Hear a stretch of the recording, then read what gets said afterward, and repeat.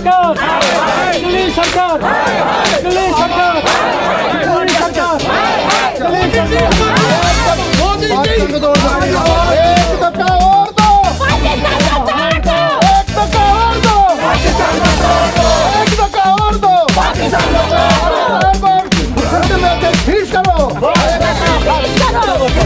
दिल्ली सरकार होश में आओ। केजरीवाल नहीं तो रोके पैसे। केजरीवाल होश में आओ, होश में आओ, होश में आओ। दिल्ली सरकार होश में आओ, केजरीवाल तो घुसपैठी है। दिल्ली एडमिनिस्ट्रेशन होश में आओ, होश में आओ, होश में आओ।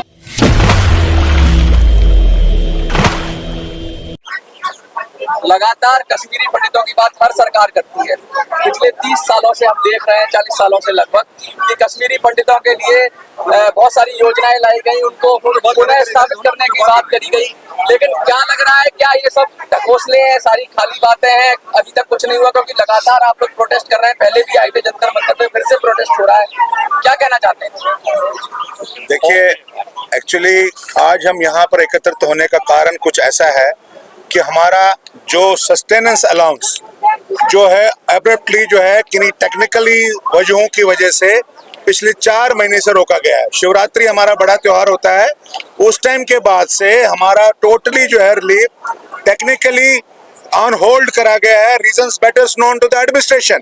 हमें नहीं पता किस एडमिनिस्ट्रेशन के डायरेक्टिव से क्या हो रहा है, मगर एज ए सेंट्रल पॉलिसी हम कहते हैं हमारा इशू एक नेशनल इशू होने की वजह से हमारा जो है एक इशू गवर्नमेंट के संज्ञान में हमेशा फास्ट ट्रैक में रहना चाहिए। ये सही कहा आपने कि पिछले 35 वर्ष से हम ये बनवास झेल रहे हैं, मगर ये बनवास हम किसी वजह से हम झेल रहे हैं क्योंकि हालात वहाँ आज भी मामूल पे नहीं है।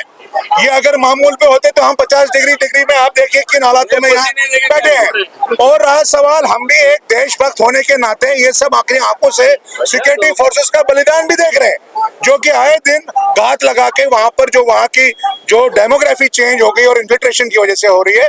मगर हम कहते हैं simultaneously there should be a 2-pronged strategy from government of India vis-a-vis for जो हम स्थापित पिछले 35 वर्ष से इस आस में बैठे हैं कि कभी तो वो किरण आएगी, उसमें हम यहाँ पर उन हालातों में यहाँ जी रहे हैं। हम यहाँ कोई लसे बसे रूप में नहीं है, हम सिर्फ उस उम्मीद में बैठे हैं कि ये किरण तो कभी आएगी। जैसे कहते थे गांधी ने एक किरण देखी, हम कश्मीर की एक इंतजार में बैठे हैं। हमने अपना सब कुछ, खेत खलियान, घर, बाग बगीचे, धंधा, सब नौकरियां सब न्योछावर कर दिया अपने देश के लिए। मैं नहीं समझता कि आज हिंदुस्तान में कोई ऐसा देशभक्त होगा जिसने उफ नहीं करी, पीछे पलट के नहीं देखा कि मेरा क्या सुहा हो गया वहां पर। उसके बावजूद एक सौतेला व्यवहार हमारे साथ, जो एक हिंदुस्तान में अगर ऐसा हो रहा है तो हमें उन हिंदू होने का हमें कुछ थोड़ा सा हिचकिचाहट होने लग रही है। इसके बनिस्बत जब हम आप नॉन हिंदूज को देखेंगे जो कि हर तरफ से डबल बेनिफिट, चाहे वो स्टेट का माइनॉरिटी स्टेटस, चाहे वो सेंट्रल का माइनॉरिटी स्टेटस, चाहे कोई भी बिल रिलीफ, 80,000 करोड़ जो आपका जो 80,000 करोड़ का जो दे रहे हैं, इसमें सबको दे रहा है। हमारे पे कोई, क्योंकि हम रूटलेस हैं, हम स्टेटलेस हैं, हमारी टेरिटरी लेस है, हमारा कोई आयुष्मान कार्ड तक जो कि एक 5 लाख की एक छोटी सी इमदाद है। कल को खुदा ना खास्ता क्या हमारे पास कई बेचारे जो हर एक घर किसी न किसी जो बीमारी से ग्रस्त है, किसी को शुगर है, किसी को हार्ट है, किसी को किडनी का है, किसी को डायलिसिस। आप समझ सकते हैं वो कैसे बेचारा वो उफ नहीं कर रहा है, कहीं से उधार, कहीं से कुछ सोना, कहीं से कुछ गिरवी रख के अपना इस उम्मीद में बैठा है कि कल को मुझे गवर्नमेंट ऑफ इंडिया मेरे को कंपनसेट करने जा रही है। मैं कहता हूं हमारे साथ डिस्क्रिमिनेटिव नहीं होना चाहिए था, मगर बदकिस्मती है कि ये जो सोल्जर्स हैं, जो फुट सोल्जर्स हैं, जिन्होंने एक हिंदुस्तान को आज कश्मीर से यहाँ रहकर भी अलग नहीं होने दिया, ये हमारे में एक बहुत बड़ी आप लोगों को एक कुर्बानी का हमको जज्बा देना चाहिए, सलूट करना चाहिए। की बात बहुत हो रही है कि 90 के दशक में जो पलायन हुआ उसके बाद भी तो पलायन लगातार है, तो उनके रजिस्ट्रेशन के लिए जो मांग है वो क्या है? कंटिन्यूस प्रोसेस है। आज की डेट में भी वहाँ कुछ फैमिलियां हैं हमारे जो है 3000 खोपड़ियां जिसे कहते हैं काउंटेड्स, वो बेचारे वहाँ पर किन्हीं वजूहतों से वहाँ पर है, जिनका यहाँ पर कोई गुजारा नहीं था, यहाँ कोई रहने वाला नहीं था, यहाँ कोई शरण देने की जगह नहीं थी, मजबूरन वहाँ पर कॉम्प्रोमाइजिंग सिचुएशन में बेचारे वहाँ पर अंडर द सिक्योरिटी के एक अपरेटस के तहत में वहाँ बैठे हुए हैं, जो उनको ये नहीं पता कि कल को हम पे भी कौन सी नाम की गोली लिखी होगी और जो हमको बेच के चली जाएगी। ये एक उन्होंने एक अपने आप को एक सैक्रिफाइसल गॉड के रूप में, एक जिसे कहते हैं ना वो जैसे अली बाबा चाली चोर है, एक एक उंगली मारता हुआ एक एक करता गया, उस तरीके के लोग वहाँ बेचारे एक कई फार फ्लंग एरियाज में जहां पर अब आर्मी के प्रोटेक्शन में आप पेशाब करने भी अगर जाएंगे तो वो साथ में आर्मी वाला जाता है। This is the way. 80,000 security forces के अंडर अमरनाथ की यात्रा आप कर रहे हो। क्या आपने हज में कभी फोर्स करके बाई एयर किसी को प्रोटेक्शन दिया? ये हालात इनको पूरे सबको मामूल पे लाने चाहिए। उस हालात के मामूल न लाने की वजह से, गवर्नमेंट की फेलियर की वजह से हमारा जो सस्टेंस अलाउंस था उसको भी जो है अगर आप अनइंटरप्टेड नहीं रखेंगे, मैं नहीं समझता कि जो सोल जो आपके देशभक्ति का जज्बा रखते हुए अभी तक 35 साल गुजारे वो आगे कुछ कर पाएगा। इन्हीं शब्दों के साथ मैं ये कहता हूं कि गवर्नमेंट ऑफ इंडिया की जितनी भी एजेंसियां हैं, जो भी 11 टायर सिक्योरिटी एजेंसीज हैं, they should take the cognizance of our this effect and they should give a standing orders to the Ministry of Home as well as the Delhi Sarkar, whosoever is the apparatus in the protocol. They should communicate that at once release their issues and solve their problems whatever is from their end. It has to be clear once for all. अगर आप हमें नहीं ये देना चाहते, आप सस्ते नहीं रखते, आप हमारा एक बार का फैसला करिए। आप इवेल्युएशन कीजिए पर इंडेक्स के हिसाब से 35 साल का हर चूल्हे का क्या बनना चाहिए, आप हमारा समाधान कीजिए। कश्मीर आपको मुबारक हो। बस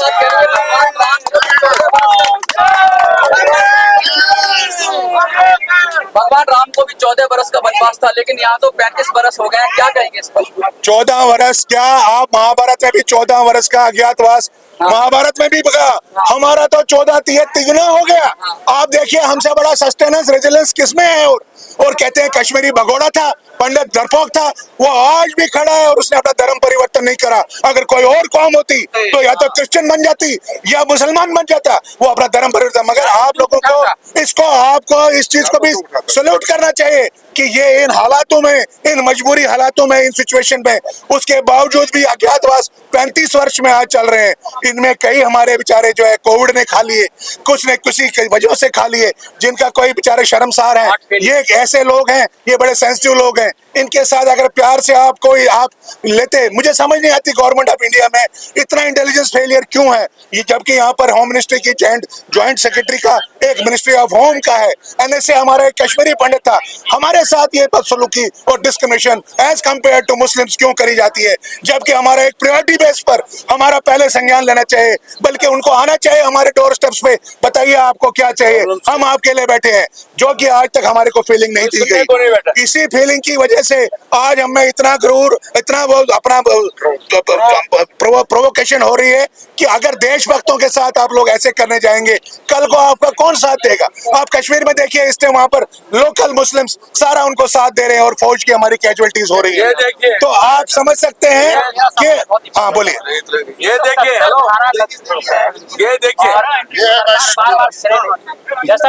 हाँ बोलिए। एक्चुअली ये जो 370 धारा लगी है इसमें और सरकार अपना लगातार श्रेय ले रही है, क्या इसका लाभ कश्मीरी पंडितों को नहीं? 370 पहले भी हमारे लिए कोई दिक्कत नहीं थी और 370 लगने के बाद भी हमें कोई एक्स्ट्रा ऑर्डिनरी हमारे नहीं था। हाँ मैं बताऊंगा, ये 370 हमारे कश्मीरी पंडितों के लिए एक प्रोटेक्शन थी, मगर मुसलमानों ने इसी का यूज करके हमें वहां से निकाल दिया। 370 35 से हमारे लिए पहले भी कोई दिक्कत नहीं थी और हम निकल चुके थे, हमारा पूरा पलायन हो चुका था, हमारा 99.9%। 370 बाहर वालों के लिए, हम तो वहाँ के बस्कीन है, रहने वाले हैं। हमारे लिए कोई 370 का लगना या हटना मैंने नहीं रखता है। मैंने रखता है कि हम देशभक्त थे, देशभक्त हैं और देशभक्त रहेंगे। मगर गवर्नमेंट ऑफ इंडिया को ये संज्ञान लेना है कि ये हमारे इंडियन फुट सोल्जर्स हैं, ये हमारे वो सिक्के हैं जो कल को हमको वहां पर रीरूट करने, फलस्तीन इजराइल की तरह जो हमारे साथ हालात करी गई, टनलों के थ्रू अंदर आए, आज भी जो वहां पर सांबा कुटवा जो कि प्लेन एरिया है, पहाड़ी नहीं है, मगर पहाड़ों से हाईरी से आकर ये एक फेलियर नहीं तो और क्या है। मगर पहले ऐसे नहीं होता था क्योंकि हम पैट्रियोटिक वहाँ इंडियन वहां पर गवर्नमेंट ऑफ इंडिया के सोल्जर्स थे, आज वहाँ न होने की वजह से ये सब कुछ उन पर भुगत रहा है।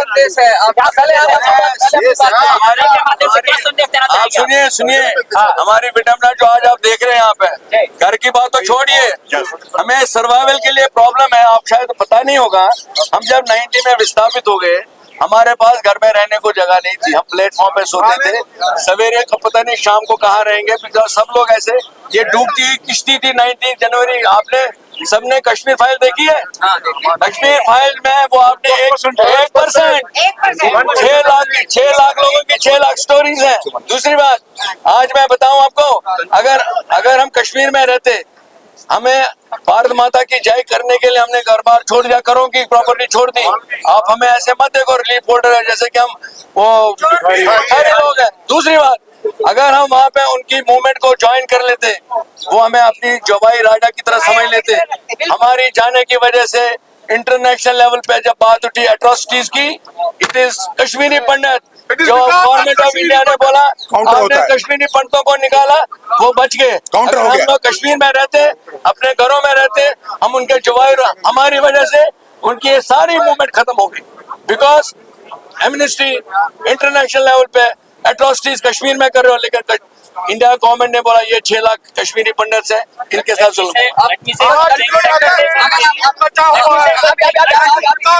सिर्फ ये कहना चाहता हूँ 35 साल हो गए बोलते हुए ये सब। क्या किया ये स्पीच 35 साल हो गए इनको भी, तो बोलते 35 साल में हुआ क्या ये बताओ। ये हम आगे भी बोलते रहेंगे। क्या माना जाए कि श्यामा दास में हुआ वो सच होता नहीं दिख रहा है। श्यामा प्रसाद जी का सच होना, वो भी एक कांग्रेस से ही निकले थे। जो भी पुरानी जो शहादतें हुई हैं, वो लेगेसी बिल्कुल ठीक है, हम कहाँ उसमें कुछ नहीं कह रहे, मगर हम कह रहे हैं ये कहाँ पर भूल हो रही है। वेयर इज द वेयर, जहाँ पर इसमें सुराख है उसको सीमेंटेड करना है ताकि ये फ्लो पूरा आ जाए। ये गैप जो आ रहा है, it is creating problem for we people which we are not understanding what is the problem and where is the fault. That is the question.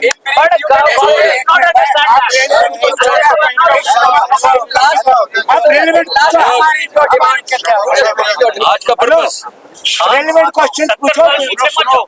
आज का पर्पस अब एक है, आज का पर्पस। अब एक बात सुनिए, जो जिस मुद्दे के लिए हम यहाँ पे आए हैं, हमारा सस्टेनेंस अलाउंस जिसको रिलीफ कहते हैं, वो नहीं मिला है। उसके लिए हमें आगे चलना है। वो हम अब बैठेंगे नहीं, क्योंकि इन्होंने हमें नजरअंदाज किया हुआ है। इनमें 4 महीने से इनको ये समझ रहे हैं कि बेवकूफ है।